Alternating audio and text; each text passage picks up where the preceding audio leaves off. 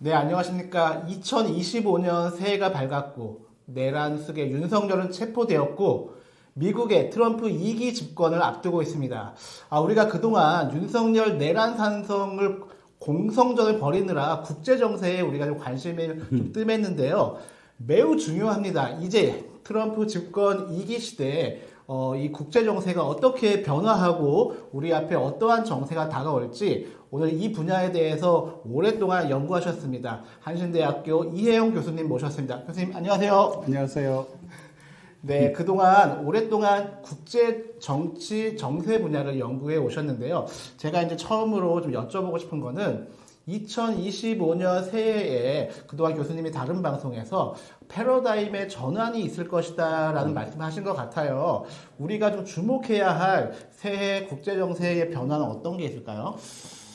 그렇죠. 지금까지 지금 수년 동안 그 우크라이나 전쟁 발발 이후부터 특히 그 국제 질서의 변화를 다극화로 이렇게 맞춰갈 수가 있거든요. 그 경향은 아마 불가역적일 겁니다. 그런데 이제 그 다극화 경향 속에서 올해 이제 다음 주가 되겠죠. 이제 트럼프가 등장을 했지 않습니까? 트럼프가 이 그레이트 아메리카, 더 큰 위대한 아메리카. 그래서 마가 Make America Great Again이라는 구호를 내걸고 당선이 되었고 이제 그 이 마가 프로젝트를 국제관계에서 다시 그 던졌는데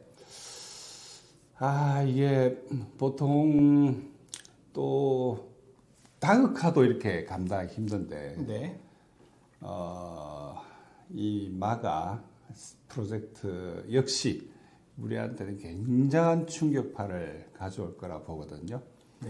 한 30년 전에 처음에 김영삼 정부 당시에 우리가 세계화, 글로벌라이제이션을 대통령 주도로 던졌지 않습니까? 그러면서 한국 사회가 거의 글로벌라이저 쪽으로 뭐랄까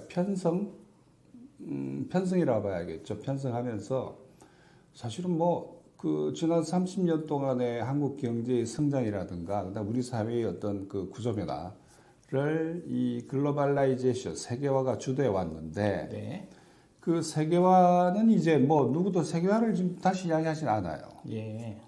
그렇기 때문에 현재 이 그 다극화라는 그 메인 주된 경향 속에서 트럼프 집권과 동시에 등장한 마가에 의해서 국제관계가 아마 또다시 급격하게 재편될 거로 이렇게 예상을 하고 있습니다. 예, 올해 이제 국제 관계가 다극화, 마가라고 하는 더 큰 미국, 트럼프 2기 집권 시대를 예견해 주셨는데요. 아직까지는 이게 이렇게 좀 체감적으로 다가오진 않고 있어요. 조금 더 시청자들이 아마 국제 정세를 잘 모르시는 분들이 많을 것 같아서 조금만 더 구체적으로 말씀해 주시면 좀 좋을 것 같습니다. 그렇죠. 우선 그 다극화라고 하면은 일단 그 미국 주도의 단극 체제, 미국 주도의 일극 체제에 대한 어떤 그 대항 명제로서 다극화가 전개되었고 그 과정에서 이제 우리가 국제관계 특히 국제 정치 군사적인 측면에서 본다면은 중국, 러시아, 이란 그 다음에 우리가 북한 이 다극화의 정치 군사적 중심으로 자리를 잡고 그러면서 유라시아 대륙을 중심으로 해가지고 새로운 국제관계의 힘의 중심이 만들어진 거거든요. 근데 그러다 보니까 이게 그 미국 중심의 일극 체제의 어떤 안티테제, 대항 명제로 등장했기 때문에 한국의 어떤 그 정치 엘리트들은 이 다극화를 애써 무시하고 있는 상황이죠. 모른 척 하는데. 모른 척 하기엔 너무 크죠. 그런데 이제 그런 조건에서 거기도 제대로 이렇게 우리가 적응을 못하고 있는데 마가라고 하는 게 등장하면서 한반도 질서에 어떤 직접적인 충격을 줄지 현재로서는 가늠하기 힘들 정도예요. 그러니까 예를 들어서 지금 뭐 어제 오늘 아마 곧 적어도 내일 가자 전쟁, 팔레스타인 가자 전쟁이 사실 휴전이 조인이 될 걸로 보는데 그 과정이 굉장히 재밌어요. 이게 트럼프 외교는 앞으로 이럴 거구나 싶은데 뭐냐면은 간단히 좀 소개를 하자면은 이제 지금 양측이 네. 한쪽에 이제 하마스 한쪽에 그 이스라엘 네. 군 사이의 어떤 휴전에 협상을 계속 해봤죠, 실은. 예. 근데 이게 뭐가 좀 될만하면은 이스라엘 강경파들이 털어버리는 거예요. 또 될만하면 털어버리고 털어버리고 해서 지금까지 뭐 공식적으로는 뭐 5만 명 정도가 민간인입니다. 네. 5만 명 정도가 사망한 걸 보지만 실질적으로는 30만. 오. 인구 230만 명에 네. 거의 1할 이상이 이스라엘에 의해서 거의 학살당했다는 이야기거든요. 그렇죠. 예. 근데 여기 대해서 계속적으로 미국은 이렇게 비통 없는 걸 비호방관해 온 거죠. 바이든 정부는 네네. 사실은 그런 면에서 이게 미국의 전쟁이었습니다. 네. 가자 전쟁도. 그런데 트럼프가 등장을 하면서 트럼프 특사를 보냈어요. 네. 그래서 카타르에서 양측이 이제 협상을 하는데 위트커프라고 하는 기업이 비즈니스맨이에요. 네. 그 전화를 해요. 저기 그 네타네오 쪽에 전화를 네. 해서 좀 만나고 싶다 하니까 보좌관이 그 보좌관이 하는 말이 지금은 이스라엘 사바스 그 큰 휴일이죠. 네. 휴일이기 때문에 토요일날 좀 보면 안 되겠냐니까 위트커프가 네. 아주 짜증을 팍 내면서 오. 사바스 그런 거 난 몰라. 그냥 나오라 그래. 그래서 나와야죠. 어떻게 하겠어요. 네. 그러니까 만난 다음에 다시 이제 카타르로 가서 휴전 협상을 마무리 짓는. 이게 왜 그러냐면 지금 이제 곧 취임식이잖아요. 네네. 그러니까 취임식 전에 이걸 마무리하겠다는 이야기죠. 어마어마한데요. 그러니까 미국이 네. 그만해 하니까 어떻게 합니까? 이스라엘 입장에서는 오. 주인이 그만하라는데 그러니까 그 자체는 좋은 일이에요. 네. 어쨌든 전쟁이 그렇죠. 끝나는 거니까 뭐 예. 특히 이 민간인들이 저렇게까지 제노사이드 집단 학살되고 있는 건 더 이상 이제 묵할 수가 없는 수준이었잖아요. 그렇죠. 그러니까 바이든이 그걸 결국 못했고 안 했고 동시에 그런데 트럼프가 휴전 해라. 그래서 양쪽이 휴전을 하는 이런 광경들이 예를 들어서 한반도에 적용되면 어떻게 할 거냐. 네. 그래서 우리 준비가 안 돼 있는 거예요. 네네네. 이제 상상만 해도 이게 아주 좋을 수도 있지만 또 매우 안 좋을 수도 있는 거죠. 네. 현재 우리는 여기에 대해서 적응하기에는 현재 우리들의 전략적 마인드가 너무 부족합니다. 그동안 우리가 이제 국내 뉴스에 너무 매몰돼서 특히 이제 그럴 수밖에 없었죠. 윤석열이 너무너무 큰 내란 쿠데타를 일으켰기 때문에 그걸 진압하는데 모든 언론이 거기에 집중하느라 이 국제 정세가 어떻게 돌아가는지 모르고 있었는데 트럼프는 아직 취임도 안 했어요. 취임도 하지 않은 조건인데 지금 가자지구 전쟁이 지금 종식 이야기가 들리고 있고 캐나다 총리가 그 반 트럼프 노선을 견지했던 그 잘생기고 젊은 캐나다 총리가 사임을 했고 그리고 또 이제 그린란드인가요? 예. 덴마크령으로 알고 있던 그린란드를 트럼프가 매입하겠다고 하는데 이게 상당히 구체화되는 것 같고 우크라이나에서도 지금 좀 다른 얘기들이 들리는 것 같아요. 국내 언론에서 좀 접하기 어려운 뉴스들인데 지금 교수님께서 그쪽 분야를 많이 연구하셨기 때문에 가장 궁금한 건 아무래도 우크라이나 전쟁이 가장 궁금할 것 같습니다. 개전 초기부터 한국의 여긴 진보 보수 막론하고요. 똑같았습니다. 일방적인 미국과 우크라이나 서구 입장에서 우크라이나 전쟁을 보도했고 많은 국민들이 심지어 진보적이라고 하시는 분들도 그쪽 입장에 많이 서셨던 걸로 제가 기억하고 있는데 이혜영 교수님이 거의 독보적으로 객관적 사실을 많이 말씀해 주셨던 것 같습니다. 지금 시점에서 좀 어떻게 좀 변화가 좀 예상이 될까요? 전황은 일방적이죠. 일방적이고 물론 22년 2월달 그 전쟁이 발발했을 때 뭐 약간의 뭐 구비들 직색은 있었지만 전황을 보자면 단 한 번도 러시아가 주도권을 놓은 적은 없어요. 실은 그 결과 이제 지금 현재 전황은 거의 뭐 참담한 수준이죠. 그러니까 전쟁을 빨리 끝낼수록 우크라이나 사람이 덜 죽게 되는. 그러니까 너무 일방적이기 때문에 뭐라고 말하기 힘든 정도인데 그렇기 때문에 이제 러시아 푸틴 입장에서는 전쟁을 지금 미국이 하라는 대로 할 리가 없는 거죠. 이기고 있는 전쟁을 왜 끝냅니까 지금. 이 자신들이 설정했던 그 전쟁의 정치적 목적이 달성될 때까지는 어쨌든 이 건을 놓지 않을 거고, 그리고 뭐 지금 이 특히 주 전선이라 할 수 있는 우크라이나 남부, 네. 그다음에 동부 전선은 우크라이나군이 현재 전선이 무너진 상태예요. 전선이. 그다음에 뭐 우리는 오직 하나 북한군이 거기에 있냐 없냐가 예, 지금 지금 이러고 한국 있는데, 언론은 거기만 지금 예. 그러니까 이게 우선 대세는 보고 네. 대세 속에서 이제 작은 제2전선대, 제3의 전선대에 불과한 거니까 거기는 을 봐야 하는데, 대세는 아무 관심이 없고, 네. 지금 우리 국내에서 이야기하는 건 그게 북한군이 있냐, 어제 얼마 죽었냐 이런 이야기뿐이에요. 사실은 전체 전황에서 보다 가십거리도 안 되는, 네. 가십거리조차도 안 되는. 그리고 지금 그 대부분의 국내 언론이 하고 있는 일이 뭐냐면은 우크라이나의 군 정보국 산하의 특수작전군, SOF라 부르는데, 네. 특수작전군이 조작해낸 또 제작해낸 이 증거를 그 사람들이 자기들이 굴리고 있는 봇들 있지 않습니까? 네네. 그 웹상에 네. 사이버 공간에 있는 봇들을 통해 쭉 뿌리면 그거를 주워다가 데스크톱이라고. 지금도 그러고 있는 거죠. 요 며칠 사이에는 또 두 명의 포로가 잡혔다. 그래서 뭐 고향에 가고 싶다. 이런 말도 안 되는 정말 말도 안 되는 이야기만 지금 듣고 그것이 전황이라고 생각하는데 네. 대단히 큰 오판입니다.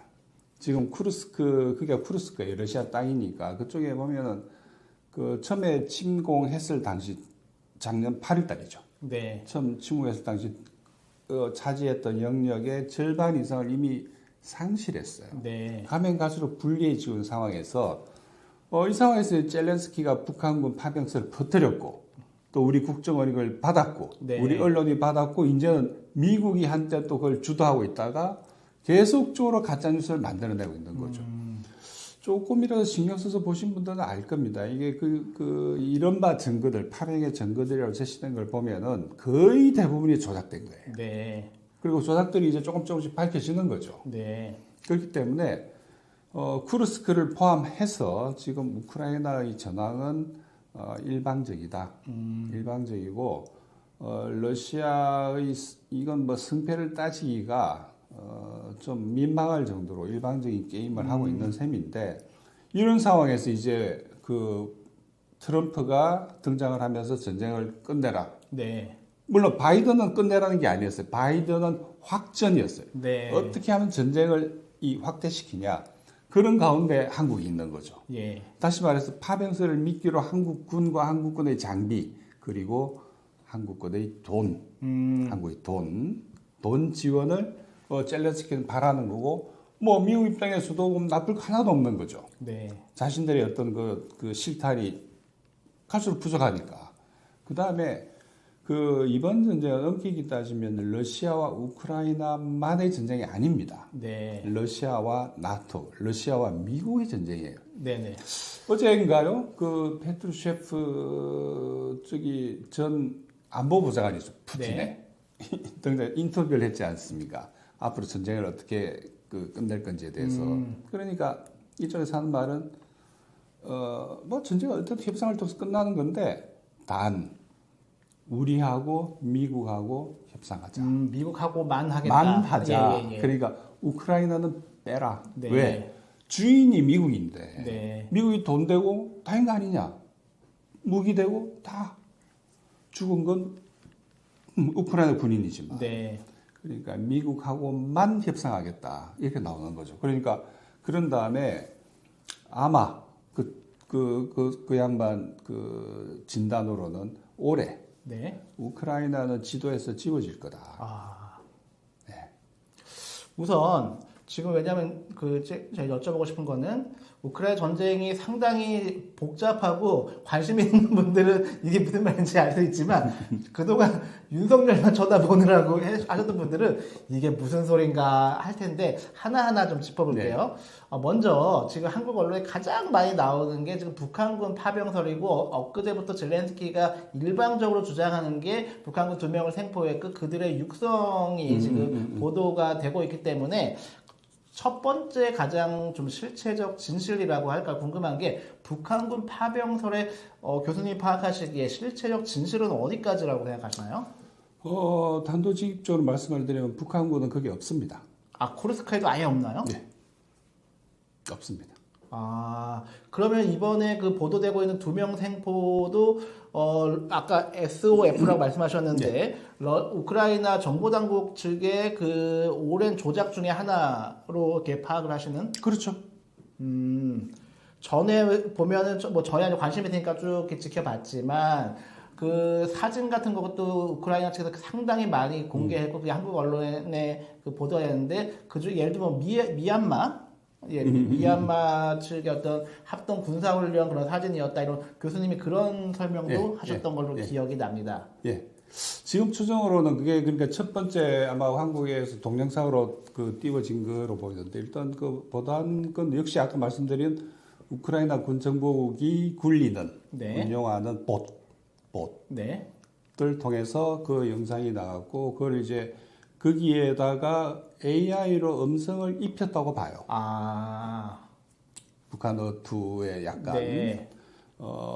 그다음에 그 뒤에 나오는 뭐 이번에 포로가 이제 생포됐다고 그러지 않습니까? 그런데 이게 그 우크라이나 쿠르스크에서 잡힌 첫 번째 북한군 포로예요. 그러니까 첫 번째가 10월 말에 첫 번째 포로가 잡히는데 그 포로는 어떻게 하고 있냐면은 우크라이나 말을 유창히 하는 거예요. 어제 밤에 잡혔는데 오늘 공개를 했는데 우크라이나 시를 읊고 막 조작이죠. 두 번째 첫 번째 포로는 아마 다들 기억하실 거예요. 이거 지금 동영상이 돌아다닐 텐데 그 붕대를 감고 10월 말입니다. 그거는 등장한 어떤 아시아인이 뭐 우리말로 뭐 누군 다 죽고 자기가 살아남았다. 그다음에 북한 군 지도부가 뭐 총도 제대로 안 주고 해서 우리를 사지로 내몰았다 이렇게 이야기를 했는데 그 바로 며칠 뒤에 그 젤렌스키가 KBS하고 인터뷰를 합니다. 아직 전투는 시작하지 않았다. 그 앞에 그건 뭐냐는 거예요. 자기들끼리 이게 안 맞는 거예요. 이것도 조작인 거죠. 그다음 12월 말에 생포되었는데 하필은 그 다음날 죽었다 그래요. 말도 한마디 못하고. 근데 그 사진 같은 걸 자세히 보면 그거 합성된 거예요. 그럼 누가 봐도 표가 어설프게 합성이 된 거죠. 그러다가 첫 번째 북한군 포로가 이제 잡혔는데 뭐 영상 돌아다니다 보셨겠지만은 키예프에서 북한하고 뭐 영상 통화도 하고 그러잖아요. 키예프에서 북한 어딘지 모르겠습니다. 하고는 이 OS, 이 핸드폰에 OS가 달라서 영상 통화 안 돼요. 불가능하죠. 안 되는 걸 지금 막 뿌리고 다니는 거죠. 그런데 이제 그래도 자세히 보면은 뭐 손을 다친 그 포로가 부담 살리다 보면 깔끔하게 나와 있고 이런 거. 근데 지금 제가 파악한 바로는 그렇습니다. 이게 중앙아시아하고 우크라이나 포함해서 그다음에 러시아까지 포함해서 지금 그쪽 지역에 살고 있는 고려 사람 한 수십만 명은 돼요. 여전히 그중에 한 9만 명 가까이가 러시아에 현재 살고 있습니다. 우크라이나에도 고려 사람이 있어요. 예를 들어서 젤렌스키가 지명한 그 지금 전투가 벌어지고 있는 옆에 니콜라예프 주라고 있는데 그 주지사는 고려인이에요. 또 심지어 러시아의 그 참모 차장이죠. 우리식으로 따지면은 총참모부의 참모 차장도 고려 사람이에요. 혈통 쪽으로 알렉세이 킴인가 그럴 겁니다. 그러니까 가장 많이 사는 지역은 연해주예요. 그게 한 6만 명 살고 있다 그러거든요. 그다음에 뿐만 아니라 러시아는 190개가 넘는 소수민족이 거기 살고 있는데 그 절반은 거의 아시아계예요. 네. 그래서 그 재미난 거는 이제 북한군이 있다고 이야기하는 쿠르스크 주를 공격을 하고 있는 네. 체첸군 사령관이 그 조선 사람 저기 코리안을 소개를 하지 않습니까? 영상에 보면은 이리 오라고 해가지고 이름이 뭐냐 뭐 어디서 왔냐 연해지에서 또 어디 사람이냐 코리안. 그러니까 그렇게 본다면은 이번 같은 경우에 저는 고려인일 가능성이 있다. 물론 이건 뭐 누군가 이제 조사를 해봐야 되겠지만은 네. 고려인일 가능성이 높고 그 다음에 뭐 한국의 귀순하고 이런 건 정말 좀 너무 유치하게 이렇게 우리가 중위 수준은 아니잖아요. 네네네. 그리고 왜 그러냐면 뭐 심지어 어떻게 이야기했냐면 뭐 포로가 되느니 수류탄을 가서 자폭하라고 그랬는데 예예예. 얼굴 근처에서 수류탄을 터뜨려서 얼굴을 알아보지 못하게끔 자꾸 이게 지금 대대적으로 보도가 되고 있습니다. 자폭 물론 예. 그때 그렇게 그 조그만 쪽지 네. 그것도 조작된 겁니다. 아. 그거 자체가 왜 그러냐면 수류탄 깔아 뭐 이야기 왜 그러냐면 폰트가 북한에 쓰지 않는 폰트예요. 네. 그거 우리가 쓰는 폰트입니다. 네. 그 맑은 고딕체인가? 그리고 이게 어순도 문제고 띄어쓰기도 틀리고 그다음에 거기서 쓰지 않는 콜론을 찍어두고 네. 콜론. 그래서 여러 가지로 말도 안 맞고 북한에 쓰지 않는 말. 왜 그러냐면 뭐 저희들 같은 경우에도 탈북민들 통해서 이런 걸 확인해 보거든요. 아 그래요? 예. 네. 그러니까 이건 아니라 그죠. 네.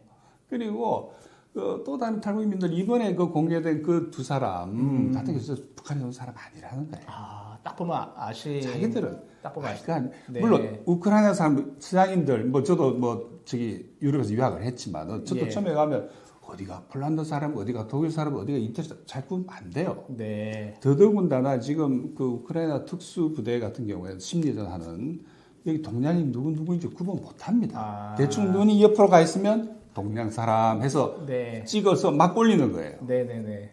그런 실정이라는 거죠.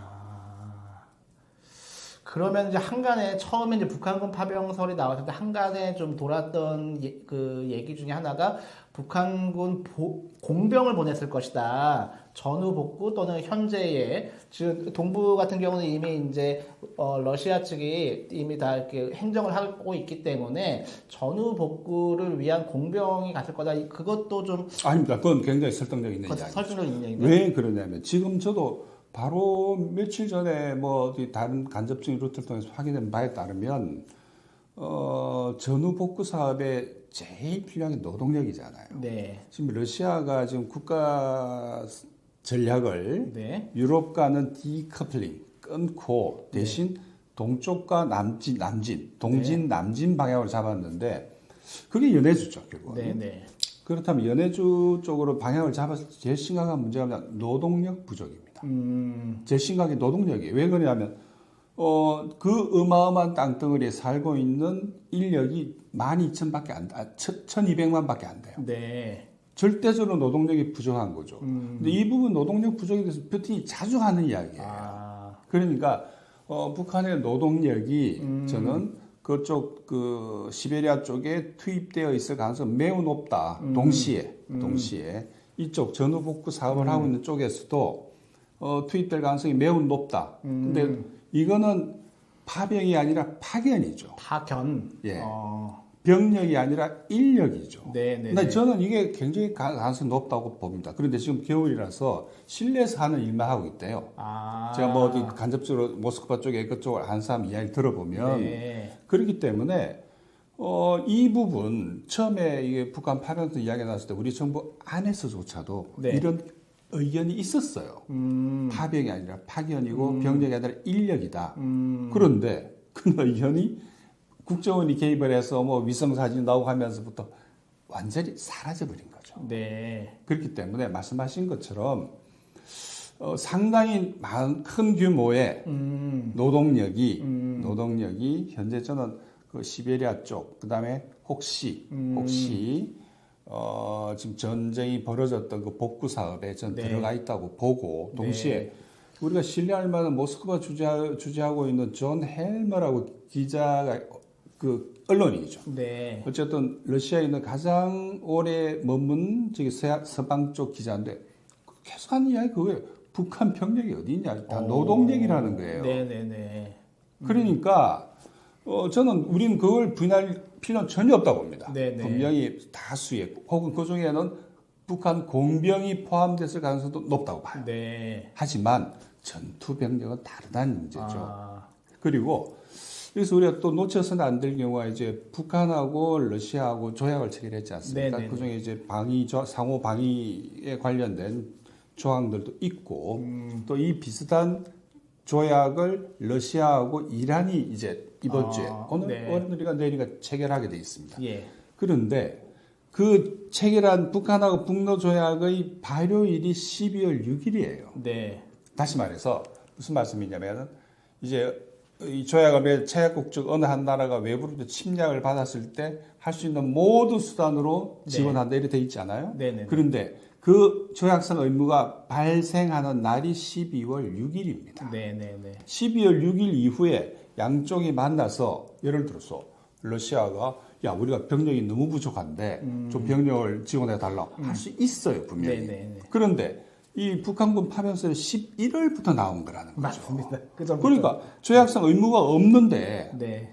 하등의 의무가 존재하지 않는데 예. 그때부터 뭐 1,000명 들어가니 2,000명, 3,000명 가더니 급기야 현재 11,000명이고 그중에 이미 3,000명이 죽어가다 다쳤고 그리고 앞으로 뭐 많게는 50만 명도 온다더라. 네. 다 젤렌스키 이야기입니다. 네. 확인된 거 하나도 없어요. 네. 그래서 12월 6일 이후에 저는 네. 러시아하고 북한 양 당국이 만나서 야, 앞으로 어떻게 할 거냐 네. 도와달라 네. 혹은 뭘 지원해달라 할 수 있습니다. 네. 하지만 지금 이 나와 있는 북한 병력 파병 이거는 훨씬 이전부터 10월 달부터 떠들기 시작해서 11월 초에 드디어 왔다. 네.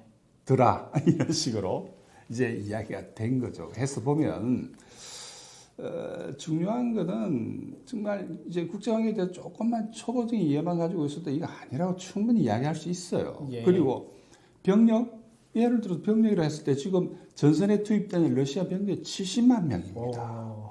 그리고 러시아 군 지금 군 그 체제 재편을 해가지고 최대 러시아 군에 종사하는 인력을 240만 명으로 봐요. 네. 그리고 그중에 전투 병력이 150만 명입니다.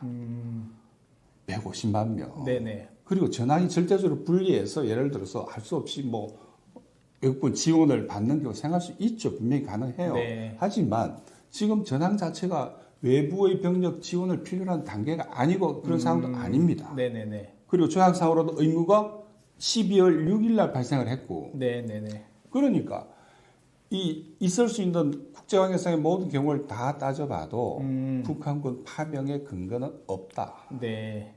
그리고 그거는 있다면 아까 말씀드린 것처럼 공병이 네. 예를 들어서 옷을 밟고 있고 노동력으로 파병 그것도 큰 규모로 그 가능성은 분명히 있습니다.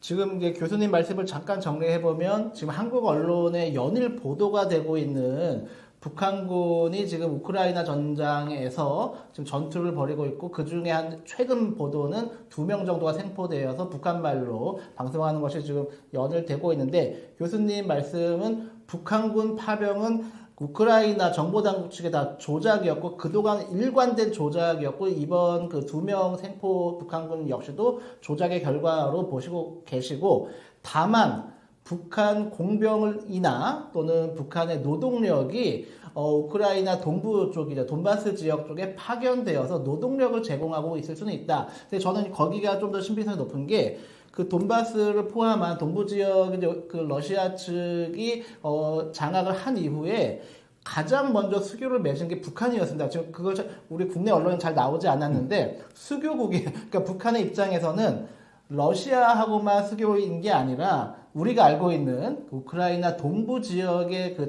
자치주죠. 자치주와도 이미 수교 관계를 맺었기 때문에 노동력 공급은 신빙성이 있겠다라고 저는 좀 생각이 들고요. 이걸 좀 얘기를 하기 시작하면 너무 많은 얘기가 나와서 그렇죠. 예, 그래서 뭐 특히 윤석열까지 개입하면 너무 복잡해집니다. 그래서 오늘 첫날이기 때문에 간략히 하고요. 좀 국제 정치 관계 측면에서 좀 이런 부분을 좀 여쭤보고 싶은데 개전 초기였죠. 개전 초기에 사실상 우크라이나 푸틴과 젤렌스키 간의 그 평화 협정이 진행이 되고 있었는데 이 평화 협정을 결정적으로 깨트린 걸로 알려진 것이 당시에 그 영국의 그 총리가 누구였죠? 보리스 존슨. 예, 보리스 존슨 총리가 그 젤렌스키한테 야, 너 평화협정 하지 마. 우리가 끝까지 도와줄게라고 하면서 젤렌스키를 설득을 해서 평화협정을 깨트리고 오늘까지 이 끔찍한 전쟁이 이어지고 있는 걸로 보여지는데 그 영국 존슨 총리가 그 당시에 했던 말 중에 제가 아직까지 기억에 남는 게 뭐냐면 이 우크라이나 전쟁에서 만약에 우크라이나가 패배하면 서구 사회는 뭐 괴멸적인 결과가 가져올 것이다. 아마 그런 표현을 했던 걸로 제가 기억이 납니다. 그 정도로 말씀하셨듯이 우크라이나 전쟁은 단순히 젤렌스키와 푸틴의 전쟁이 아니라 러시아와 서구, 미국을 포함한 서구와의 전쟁이고 이 승패가 어느 쪽으로 기우냐가 매우 중요한데 올해 2025년 지금 말씀에 따르고 또 이제 트럼프 집권을 예상을 하면 러시아 측의 승리로 귀결될 가능성이 매우 높아 보입니다. 그럴 경우 국제 정치 관계 측면에서 어떤 변화가 좀 예상이 될까요? 당시 보리스 존슨이 좀 덜떨어진 측면이 있지만은 그 말은 정말 정확하게 한 건데 뭐냐면은 왜 우크라이나가 패배하면 안 되는지 그 이유는 간단하다. 우크라이나가 패배하면 서방의 패권이 무너진다. 노골적으로 이야기 그렇게 했어요. 웨스턴 헤지모니라고 그대로 단어를 그때 쓰자면 그렇습니다. 예를 들면 분명히 22년 4월에 끝낼 수 있었던 전쟁이죠. 그리고 존슨과 바이든, 존슨이 혼자서 할 수 있는 일이 아니에요. 왜냐, 영국은 군사력이 그만큼 안 됩니다. 네. 그렇기 때문에 결국은 바이든하고 존슨이 이야기를 해서 젤렌스키를 주저앉힌 거죠. 사인을 하려고 할 때. 그리고 그 당시에 이스탄불에서 체결했던 그 가스명대였던 그 조약 내용을 보면은 우크라이나도 굉장히 유리해요. 네. 절대 나쁜 거 아니었어요. 하지만 어쨌든 그걸 걷어차면서 전쟁이 지금 오늘 이 시간까지 오고 있는 셈인데 아까 보리스 존슨의 이야기로 돌아가자면 그러면 우크라이나가 이제 패배했으니까 거의 사실상 패배한 상황이라 본다면 그만큼 서방의 패권이 타격을 입게 되는 거죠. 네. 그렇기 때문에 그 말은 이쪽에 다국화를 추진하고 있는 추구하고 있는 쪽에서 보자면 그거는 다국화였던 촉진자 역할을 할 수가 있게 됩니다. 그러면 이 현재 지금 전 세계의 정세라고 하는 걸 글로벌 정세를 어떻게 볼까 부분에 있어가지고 아까 그래서 제가 처음에 그 말머리에 이제 한쪽에 다국화라고 하는 이 경향 또 다른 한쪽이 지금 트럼프를 통해서 만들어지고 있는 마가라고 하는 미국 중심의 새로운 한나의 반구 미국의 영향권을 그 미국의 헤게모니에 다시 포함시키겠다는 이야기 그런 의미죠. 그러니까. 네네. 그래서 보면 이제 결국은 그건 이제 멀로 독트린 19세기 초에 있었던 일이죠. 멀로 대통령이 처음에 선언했던 그게 당시 유럽의 그 구체제 그러니까 나폴레옹 전쟁 직후예요. 네. 나폴레옹 전쟁 직후에 19세기 초에 이제 유럽의 그 낡은 질서를 메트린히 중심으로 해서 재편하지 않습니까? 예. 그러니까 당시 아메리카는 새로운 신대륙이잖아요. 예. 신대륙이 이 구대륙으로부터 앙시앙 레짐으로부터 받을 영향을 차단하기 위해서 몰로가 당시 대통령이었을 때 몰로 독트린, 네. 불개입 네. 여기 간섭하지 마라. 이쪽 대륙, 이쪽 반구는 내걸었던 게 멀로 독트린이거든요. 네네. 그 바로 그 직후에 이제 잭슨이 대통령으로 취임하는데 그 잭슨이 이 독트린을 계속 가지고 가는 거예요. 그러니까 어떤 면에서 본다면 지금 트럼프는 네. 바로 이 잭슨주의자죠. 앤드류 잭슨주의 혹은 신잭슨주의라고 부릅니다. 그래서 그게 뭐냐면 국내적으로는 인디안들을 몰아내죠. 네. 그 체로키 인디언들 그 눈물의 대행진 있지 않습니까? 수천 명이 가다가 굶어 죽잖아요. 네. 인디언들. 왜 인디언 레저베이션에 가두니까. 근데 그거를 그냥 데려가는 게 아니라 걸어서 데리고 가잖아요. 그래서 가다 수천 명이 비참하게 죽는 일이 생기는데 그러니까 국내적으로는 그 인디언 탄압, 국외적으로는 자신의 영향권, 미국의 아메리카의 영향권에 대한 구체제, 유럽의 간섭을 배제하는 네. 그 컨셉이에요. 네. 그러니까 그게 이제 지금 다시 그 트럼프가 들고 나왔을 때 그 의미는, 그것이 갖고 있는 의미는 아까 말씀드린 것처럼 이쪽 반구, 예를 들어 아메리카 대륙은 네. 그린랜드 포함해서 네. 다 우리의 영향권이니까 누구도 들어와서 간섭하지 말라는 이야기. 네. 그게 예를 들어 남미에 있는 민중들 입장에서 본다 황당한 이야기인 거죠. 네. 당장 그 멕시코의 신임 대통령이 그러지 않습니까? 우리 협력을 하겠는데 니들이 정석국 아니다 우리는. 그러니까 이게 아주 정말 거대한 마가 Make America Great Again이라는 게 네. 이 엄청난 거죠. 네. 정말로 우리가 듣도 보도 못한 우리가 가지고 있는 그나마 나이브한 그 국제법 혹은 이 규범 네. 이거를 훌쩍 뛰어넘어가는 거죠. 아예 무시해 버리는 거죠. 물론 그렇다고 바이든이 국제법을 존중했냐? 아니에요. 전혀. 네. 그럼에도 불구하고 트럼프는 거기서 더 훌쩍 더 나가버리는 거죠. 예, 그 올해 2025년 트럼프 2기 집권 시대에 예상되는 큰 소용돌이 변화가 있을 것이고 방금 살짝 언급하셨던 미국 트럼프의 그린란드 매입 설을 제가 보았을 때 저는 우리에게 좀 중요한 건 한반도 정세가 우리에게 가장 직접적으로 중요하기 때문에 임기 시작도 전에 그린란드 매입의 이 정도 속도로 진행이 된다면 이게 취임하고 나면 어마어마한 속도로 트럼프 하고 싶은 거 다 하겠구나라는 걸 보았을 때 아직 한국 언론 여기까지 진도 나가고 있지 않지만 선거 내내 이제 트럼프는 계속 김정은 얘기를 했습니다. 뭐 김정은을 미국으로 초대해서 야구 경기를 같이 보겠다는 둥, 자기를 뭐 생각하고 있을 것이다. 무슨 뭐 연애 편지 주고받은 것처럼 김정은 얘기를 수차례 반복해서 트럼프가 한 걸 보았을 때 이 양반은 반드시 임기 내에 하고 싶은 건 한다. 북한과 뭐 일 낸다. 일본이 반대하건 한국의 극우가 반대하건 전혀 개의치 않고 심지어 펜타곤이 반대해도 갈 것 같은데 교수님 보시기에 한반도 정세에도 변화가 우리가 좀 예상해도 될까요? 그렇죠. 이게 지금 우리가 일본의 움직임을 잘 봐야 됩니다. 아주 흥미롭지만 그 일본이 누구보다 먼저 그 바이든하고 손잡고 또 미국의 뭐랄까 거의 뭐 공무원을 쫓아다니다시피 하는 네. 그런 모습을 보였지 않습니까? 그러면서 이제 다시 윤석열 끌어들인 거죠 거기에. 네. 한미일 삼각 군사 동맹 체제에 끌어들이는 셈인데, 근데 트럼프가 등장하니까 지금 일본이 어떻게 합니까? 이번에 일본의 그 대표단이 그 총리의 친서를 들고 중국을 가요. 저번 주입니까? 갔죠 이미. 그 다음에 그 일본 총리가 방중하는 이야기를 들고, 그 다음에 그 일본과의 그 일본 자위대하고 중국의 동구 전구 네. 사령관하고 서로 교류를 해요. 그러니까 일본은 이 흐름 속에서 네. 아는 거죠. 뭘 해야 될지를. 세계를 상대로 전쟁을 해본 국가잖아요. 네네. 외교가 먼저 개념이 있다는 이야기예요. 예. 우리는 뭐 하고 있어요? 지금 쿠르스크에 북한군 있니 없니? 네. 그 타령만 하고 있는 거 아닙니까? 또 지금도 철저한 비핵화 이야기만 하고 있어요. 네. 이미 비핵화는 트럼프 입장에서 보면 던진 폐기 아무 의미가 없어 이제는. 네네.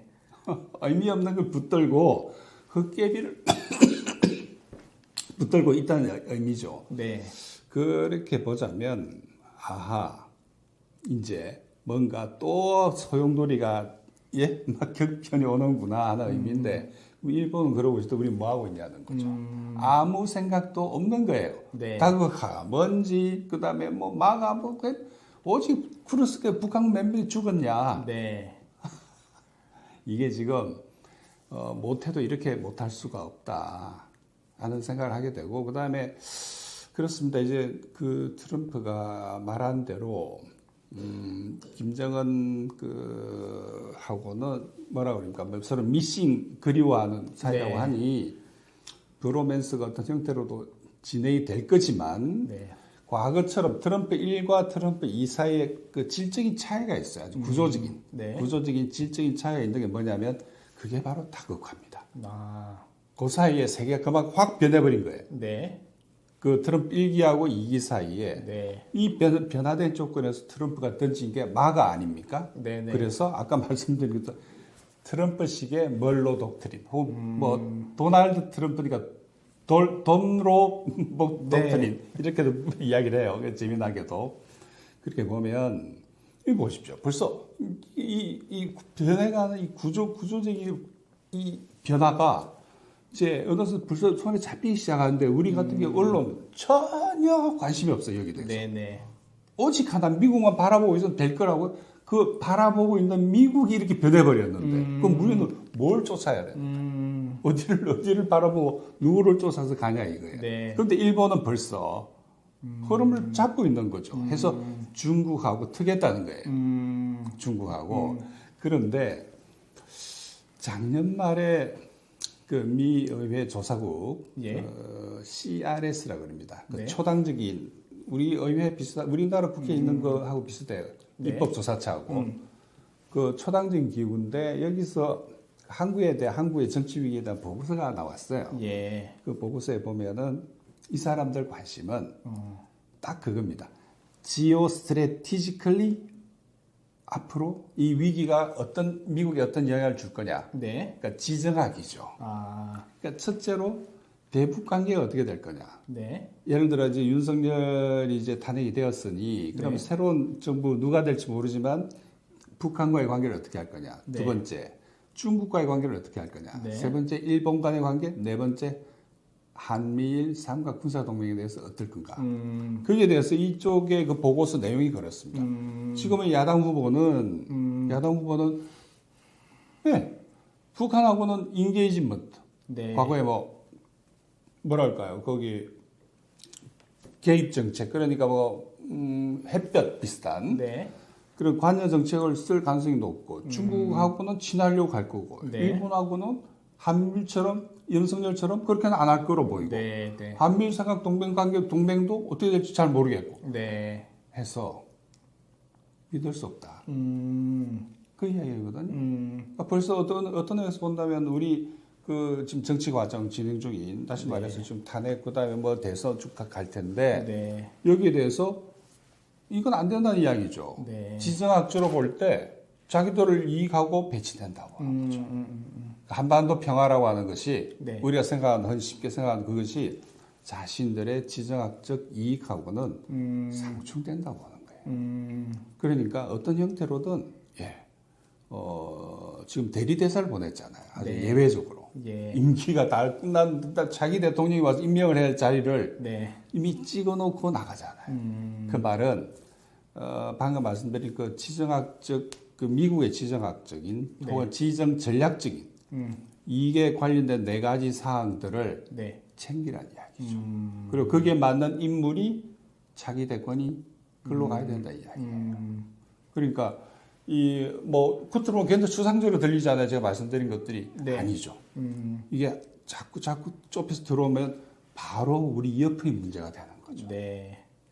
네, 교수님 말씀을 좀 정리를 해보면 지금 일본 사례를 좀 서두에 두셨는데 일본의 경우에는 이 국제 정세의 변화를 누구보다 이 예리하게 꿰뚫고 있고 그것은 곧 다극화라고 하는 키워드로 읽고 있고 그 축의 하나로서 저도 그 얘기는 처음 들었네요. 일본 자위대하고 중국 그 동부 지역을 하는 동부 전대 전구와 이렇게 미팅을 하는 걸 저는 처음 알게 되었었는데 중국하고 이렇게 군사적으로도 밀접하게 손을 잡을 정도로 다극화 시대를 일본은 면밀하게 지금 준비를 하고 있고 문제는 이제 우리나라는 지금 전혀 지금 외교 자체가 사실상 뭐 중단되다시피 한 거긴 하지만 이제 좀 서서히 좀 얘기를 좀 정리를 하면 어쨌거나 이제 윤석열 정권은 이제 사실상 정치적으로 이제 사망한 게 사실 네. 법적 절차만 남아 있을 뿐이고, 뭐 예견되건대 큰 이변이 없다고 한다면 차기 정권은 민주정부가 될 가능성이 높아 보이고요. 그런 현 시점에서 보았을 때 우리 이제 광장에서 만나는 많은 분들이 그런 얘기 많이 하세요. 지난 2016, 17년 촛불 때도 그렇게 우리가 광장에서 촛불을 들어서 문재인 정부를 탄생시켰는데 문재인 정부가 한반도 정세에서 실질적으로 이런 게 뭐냐? 금강산 관광 하나 제기를 못했다. 뭐 한 게 뭐냐? 미국 눈치만 보고 그랬던 거 아니냐라고 비판하시는 분들도 꽤 적지 않습니다. 그래서 차기 민주당이 집권을 한다 해도 그것을 되풀이되지 않을까 좀 걱정하시는 분들도 의외로 좀 많죠. 많이 계신 것 같습니다. 그래서 교수님께서 뭐 앞으로 뭐 예견이죠. 다 예측이고 하는 과정이긴 하지만 차기 민주정부가 들어선다면 이 난국을 어떻게 좀 돌파하는 게 좋을지. 네. 지금 미국이 바라는 거는 딱 한마디로 요약을 하자면 윤석열 레거시, 특히 외교에 있어서 윤석열 레거시는 건들지 말라는 거예요. 아주 간단히 정리를 하자면. 근데 윤석열 레거시라고 한다면 조금 이건 뭐 비약이지만 만일 12.3 그 진입 쿠데타 성공을 했다면 지금 우크라이나의 한국군을 파병하니 많이 그다음에 살상 무기를 어느 수준까지 주니 많이 지금 이 이야기를 하고 있을 거거든요. 그리고 만일 12.3이 성공했다면 평양에다가 또 드론 띄울 거고. 하여지간에 이 한반도에서의 국지 분쟁. 그러니까 미국이 이제 바이든이 바랐던 건 그 혼란이죠. 안정이 아니라 케이오스. 그러니까 그 위기에 봉착해 가고 있는 미국의 패권을 살리기 위해서는 도체에 불을 지르는 거죠. 판을 흔드는 거예요. 판을 흔들 판 자체를. 그래서 혼란을 조장하는 그것이 하나의 지금 미국의 전략인데 어쨌든 이제 트럼프로 넘어오면서 그러면 트럼프는 한마디로 이야기하면 중국 주정론자예요. 지금 새로 임명한 좀 이상한 국방장관, 그다음에 안보부 장관, 국무장관 딱 보시면 중국 주정론자.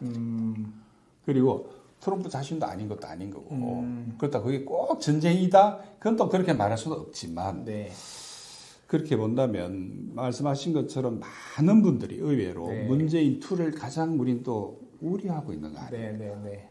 우려.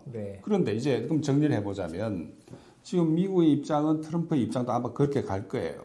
아까 4가지 영역에서의 지정학적인 우려와 관심, 이익들을 지키겠다는 의미인데 근데 예를 들어서 그럼 우리 그 촛불을 든 우리 국민들이 그러면 북한과 계속 싸우고 필요하면 드론 띄우고 그다음에 해외에 우리가 아무 이유도 없이 무슨 이유인지 모른 채 한국군을 왜 우크라이나 보내서 그 사람 젊은 애들 죽어나가고 그다음 중국과 죽으라 싸워서 경제 더 망가지고 이걸 바라냐는 거예요. 그죠? 윤석열 외교 레거시는 건들지 말라고 했을 때 윤석열 외교 레거시의 의미는 그겁니다. 더욱더 미국 편에만 서가지고 오직 미국만 바라보라는 이야기인데 이미 시스템이 바뀌기 시작하니까 일본은 벌써 중국하고 가서 만나려고 하는 거고 중국도 관심을 표명하고 관계가 바뀌고 한국이 이래 되면 한국만 고립됩니다. 그렇게 될 경우에 지금 트럼프의 새로운 전략 중에 아까 말씀드린 그 마가라고 하는 이 거대한 프로젝트 속에는 예를 들어서 그 그린랜드 같은 경우에는 덴마크 자치령이잖아요. 그 덴마크는 나토 회원국이고 나토가 미국과 동맹이니까 동맹국이에요. 그러니까 동맹국에게 가서 나 저거 맛있어 보니까 이거 줘. 그런데 불행하게도 덴마크는 미군이 거기에 진입을 하면 침공이죠. 남은 나라의 영토니까 하게 되면 막을 수 있는 군대도 총도 대포도 없어요. 왜? 갖고 있는 거 우크라이나 다 줘버렸잖아요. 다 줘버렸어요. 그러니까 미국 쪽에서 언론에서 하는 이야기도 세계에서 가장 짧은 전쟁이 될 거다. 왜? 지킬 사람이 아무도 없는데 무기도 없는데. 아하, 동맹이 이런 거구나.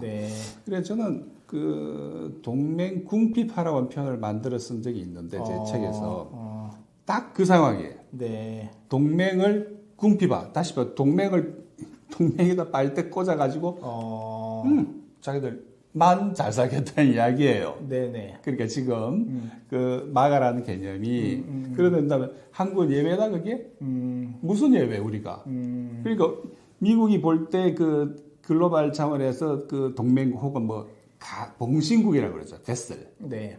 봉신국 어디 있습니까? EU. 그 EU 중에 하나가 덴마크잖아요. 그 다음에 호주, 캐나다. 네. 뭐 캐나다에 어차피 거기 나토 회원국이니까. 그 다음에 일본, 그 다음에 한국이에요. 네. 한국. 우리입니다, 우리. 네네. 그러니까 예, 필요하면 한국에다 빨대 꽂아서 반도체 보세요. 네. 그 다음에 배터리. 갖고 오라고 했는데 저기 바이든 때부터 시작했잖아요. 맞습니다. 그거 계속될 겁니다. 네. 그러니까 동맹 궁핍화, 동맹을 빨아서 자기들이 근데 동맹은 그에 상의하면 안 돼. 왜? 아니 주군이 결정한 거에 대해서 무슨 봉신들이 가신들이 네. 그에 대해서 가타부타 이야기를 합니까? 그게 국제관계 그걸 바랬는데 아니 윤석열이 12.3이 정말 성공했다면 끔찍한 일이 아이고, 벌어졌을 네네. 거예요. 예. 그래서 앞으로 국제관계 우리 한반도의 이 트럼프가 미칠 영향은 경제적으로 본다면 궁핍화, 동맹 궁핍화, 그 다음에 정치 군사적 차원에서 본다면 북한하고는 분명 네. 이 분쟁 동결로 갈 거라 봐요. 네. 그리고 북한이 가지고 있는 핵, 네. 그거 어떻게 뺏어올 거예요? 무슨 수로 뺏어와요? 이미 갖고 있는데. 뭐 그건 그렇다 치고. 근데 우리는 지금도 비핵화 이야기만 하고 있잖아요. 그렇죠. 그래서 거기는 분쟁의 동결, 프리징이죠. 이 상태에서 동결. 네. 그리고 한국군은 경제는 빨아먹고 한국군은 데려다가 중국 주정론에 써먹겠죠. 네. 정신 차리지 않으면은 저는 딱 이 모양으로 갈 거라 봅니다. 그 시청자들께서 잘 생각을 깊이 못 해보셨을 대목 하나만 제가 좀 약간 좀 말씀드리고 싶은 건데 작년에 미국 대선 결과를 한국 주요 진보도 마찬가지였던 한겨레 포함해서 전 진보도 마찬가지였다고 생각하는데 대부분 다 이제 그 민주당 승리를 내심 예측했던 것 같아요. 그래서 그 트럼프 같은 경우 너무 튀니까 그래서 트럼프에 대한 반 트럼프 보도가 많이 있었고 특히 이제 본인을 진보라거나 민주 또는 지식인이라고 좀 생각하시는 분들은 중에서 제가 트럼프 지지하는 걸 들어본 적이 없습니다. 그래서 대부분 다 이제 해리스에 대한 암묵적 지지로 투표권은 없지만 그렇게 했던 것 같은데 결과는 이제 트럼프가 당선되었고 이제 그 취임을 이제 며칠 앞두고 있는데 사람들이 약간 착각하는 게 단어가 민주라는 단어가 들어가니까 미국 민주당과 한국 민주당 이렇게 민주라는 단어를 약간 동일시하는 잘못된 경향이 있는 것 같습니다. 그래서 오랫동안 미국에 대해서도 연구를 많이 하셨기 때문에 잘 모르시는 분들을 위해서 미국 민주당 특히 현재 아직까지는 대통령이죠. 바이든 정권의 어떤 그 문제점 그런 것들 좀 짚어주시면 좀 도움이 될 것 같습니다. 그러니까 이제 명칭이 같아서 많은 분들이 헷갈리는 거예요. 그래서 저도 그래 보는데, 이렇게 정의하면 쉬울 것 같습니다. 네오콘 민주당, 미국의 네오콘 민주당, 마가 공화당. 그러니까 마가 후보하고 네오콘 후보 차이죠. 그러니까 네. 그만큼 지금 네오콘하고 또 마가 뭐가 다르냐. 인물로 따지면, 거기도 네오콘 비슷한 사람들이 다 지금 뽑아다가 외교 안보 쪽에다 국방들이 배치를 했는데, 그럼 이건 뭐야? 이런 말씀 하실 수도 있어요. 그런데, 그만큼 네오콘이 이제는 이제 뒤로 빠지고, 혹은 아마 딥스테이트하고 제휴하고 있는 네오콘들에 대해서는 이 트럼프가 어떤 형태로든 자기들 나름대로 손을 볼 거라고 봐요, 저도. 그만큼 자기는 또 많이 당했다고 생각하니까, 이 네오콘 민주당 정권에. 그렇기 때문에 네오콘이 하는 건 안 할 거예요. 네오콘이 하는 것은. 어쨌든, 그런 관점에서 본다면은 지금, 저 같은 경우에는 그렇습니다. 지금 선거 때가 저는 지나간 일이긴 하지만 저는 당연히 트럼프가 이길 거라고 봤어요. 소수 의견. 네, 소수 의견. 한국에서는 한국에서 압도적 소수 의견. 그리고 해리스가 되어 봐야 네. 똑같으니까 똑같은 네오콘 노선이니까 그런 면에서 본다면 뭐 누구를 지지해서가 아니라 단지 네. 그렇게 예측을 했다는 이야기인데 네. 근데 뭐 모르겠습니다. 다행인지 불행인지 제 예측 대로 그것도 압도적으로 네네네. 그만큼 사실 미국의 언론 기관을 장악하고 있는 건 민주당이에요. 네. 그 조사 당원 그 조사에 많이 나와 있지 않습니까? 그 90% 가까이가 민주당 가깝거나 민주당원이에요. 네. 자기들 눈에 그것만 보는 거예요. 그러니까 모든 예측이 심지어 거의 비등비등하다가 조금 우세 여기까지 뭐 네. 거의 다 그렇게 나오지 않습니까? 그만큼 흙끝을 허상을 쫓았다는 이야기죠. 그리고 지금 한국 같은 경우에는 아까 제가 뭐 그 북한군 파병 관련해서 말씀드렸지만은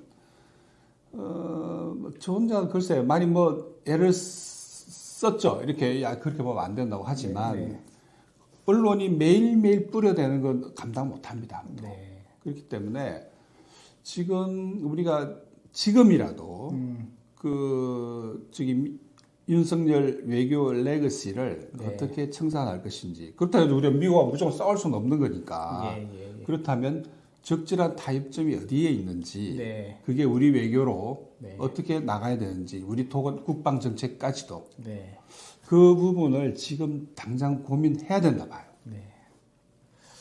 알겠습니다. 개인적으로 저는 여기 옆에 계신 그 이영 교수님을 볼 꽤 됐네요. 노무현 정부 때 처음 뵙고 오랜 기간 못 뵙다가 진짜 오랜만에 교수님을 뵈서 되게 좀 감개무량한 그런 개인적인 감정을 갖고 있고요.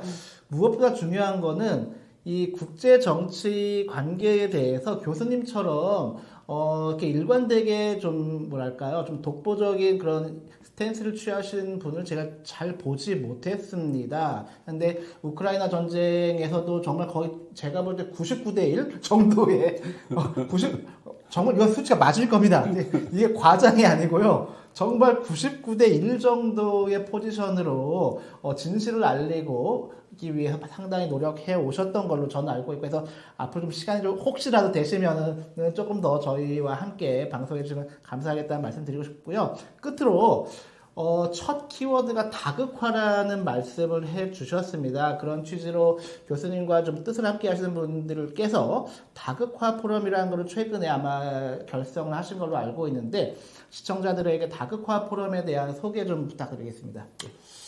우리 포럼 같은 경우 뭐 다극화를 추구한다는 의미라기보다는 다극화를 중심으로 움직이는 글로벌 정세에 대해서 과학적이고 객관적으로 봐야 된다. 네. 그런 취지에서 다극화 포럼이니까 여기 혹시 그 뭐 이메일 주소 같은 걸 남기실 수 있으면은 네네네. 저희들이 무료로 네. 우리가 이제 격주간으로 발간하는 웹진이죠. 네네. 그 웹진 내도 양이 많습니다. 매일. 예. 그런데 그거를 무료로 보내드릴 수가 있습니다. 해서 네. 과연 우리가 정말 듣도 보도 못한 세계가 따로 있구나 하는 거를 네. 직접 한번 체험하시면 좋겠어요. 네. 이 포럼에는 어떤 분들이 함께 좀 참여하고 계신가요? 우리 뭐 개인 회원도 있고 그다음에 단체 그리고 각 단체들이 가지고 있는 그 뭐 소식지나 기관지 중에 좋은 글들, 네. 필요한 글들을 모아서 다시 또 우리 쪽에 있는 걸 다시 더해가지고 격주로 발간을 하는 거죠.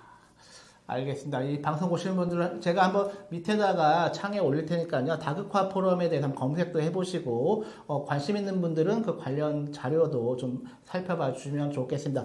우리가 실은 윤석열 때문에 너무 많은 시간을 엉뚱한 데 허비를 했고요. 이제부터라도 늦었지만 이 국제 정세에 대해서 하나하나 좀 공부가 좀 필요합니다. 그래야지만 국제 정세를 정확히 알아야죠. 우리 경제와 그래서 밀접한 연관이 있기 때문에 지금부터 하나하나 공부해 보았으면 좋겠습니다.